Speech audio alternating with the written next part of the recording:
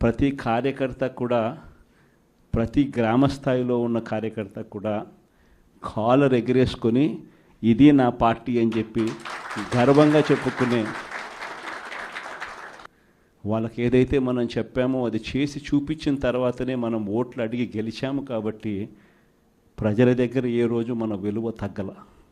కానీ ఎన్నికలైన 9 నెలలు కూడా తిరక్క మునిపే ఈరోజు ఏ తెలుగుదేశం పార్టీ కార్యకర్త కూడా గడప గడప అంటూ ప్రజల ఇళ్లకు వెళ్ళే పరిస్థితి ఏ ఒక్కరికి కూడా లేదు, ఎమ్మెల్యే దగ్గర నుంచి కార్యకర్త దాకా. కారణం, ఏ గడపకు వెళ్ళినా కూడా వీళ్ళు ఎన్నికలకు ముందు ఇచ్చిన వీళ్ళ మేనిఫెస్టో సూపర్ 6లు సూపర్ 7లు ప్రజలు వీళ్ళకి ఇలా చూపించి ఆ ఇంట్లో నుంచి ఒక చిన్న పిల్లాడు బయటకు వస్తాడు, నా 15,000 ఏమైంది అని అడుగుతాడు. ఆ ఇంట్లో నుంచి 2 పిల్లలున్నా 3 పిల్లలున్నా ప్రతి పిల్లాడు బయటకు వచ్చి ఆ తెలుగుదేశం పార్టీ ఇంటికి వచ్చిన తెలుగుదేశం పార్టీ నాయకుడిని కార్యకర్తను ఆ పిల్లాడు కూడా ప్రశ్నిస్తాడు, నా 15,000 ఏమైంది అని. వీళ్ళింటికి పోయినప్పుడు ఆ పిల్లల తల్లులు ప్రశ్నిస్తారు, నా 18,000 ఏమైంది అని చెప్పి. 50 ఏళ్ళు నిండిన వాళ్ళు వచ్చి ప్రశ్నిస్తారు, నాకు 50 ఏళ్ళకే పెన్షన్ ఇస్తానన్నా నా 48,000 ఏమైంది అని చెప్పి. అదే ఇంట్లో 20 ఏళ్ళ పిల్లోడు, ఆ పిల్లాడు వచ్చి ప్రశ్నిస్తాడు, నాకు నెల 3,000 ఇస్తానన్నా 36,000 ఏమైంది, నా 36,000 ఏమైంది అని. అదే ఇంట్లో బహుశా విజయవాడలో కొంచెం రైతులు తక్కువేమో కానీ కొంచెం గ్రామీణ ప్రాంతాలకు పోతే రైతులు కూడా కండువా వేసుకొని వచ్చే ప్రతి రైతు కూడా నా 20,000 సంగతి ఏమైంది అని అడుగుతాడు. ఇలా ఏ ఇంటికి వెళ్ళినా కూడా తెలుగుదేశం పార్టీ నాయకులకు కానీ కార్యకర్తలకు కానీ ప్రజలకు సమాధానం చెప్పుకోలేని పరిస్థితుల్లో వాళ్ళు ఉన్నారు.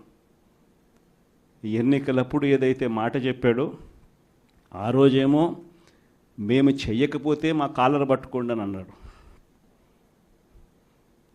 మరి ఈరోజు ప్రజలు కాలర్ పట్టుకుంటారేమో అని చెప్పి భయపడి రెడ్ బుక్ రాజ్యాంగం నడుపుతూ ఉన్నారు. ఈరోజు ఏమంటా ఉన్నారు, ఎన్నికలు అయిపోయిన 9 నెలల తర్వాత ఈరోజు ఏమంటా ఉన్నారు, సంపద సృష్టించడం ఎట్టనో నా చెవిలో చెప్తే నేను తెలుసుకుంటాను అంటున్నాను. వాస్తవాలు.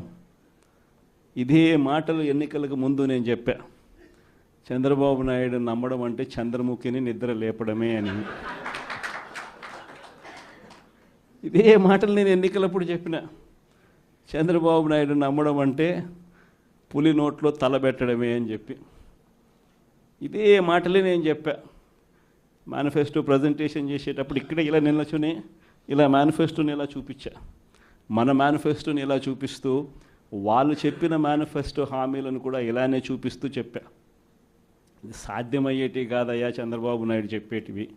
రాష్ట్రానికి సంబంధించిన బడ్జెట్ ఇది, మనం చేస్తూ ఉన్న బటన్లు నొక్కే కార్యక్రమం ఇది, దీనికే ఇంత డబ్బు ఖర్చు అవుతుంది. మరి చంద్రబాబు నాయుడు ఏమో 1,72,000 కోట్లు సంవత్సరానికి అయ్యే ప్రతిపాదనలు ఆయన చెప్తా ఉన్నాడు. సూపర్ 6లు మోసము, సూపర్ 7లు మోసము అని చెప్పి చెబుతూ మనమేం చేయగలుగుతాము అన్నది కూడా ప్రజలకు అర్థమయ్యేట్టుగా కూడా మేనిఫెస్టో సందర్భంగా కూడా చెప్పడం జరిగింది.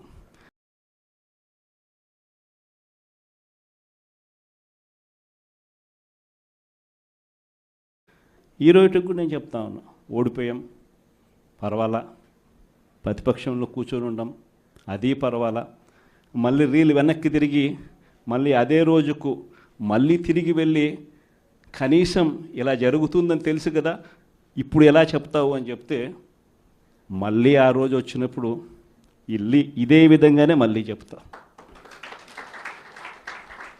ఎందుకనంటే రాజకీయాలలో విలువలు, విశ్వసనీయత అన్న పదానికి అర్థం అది.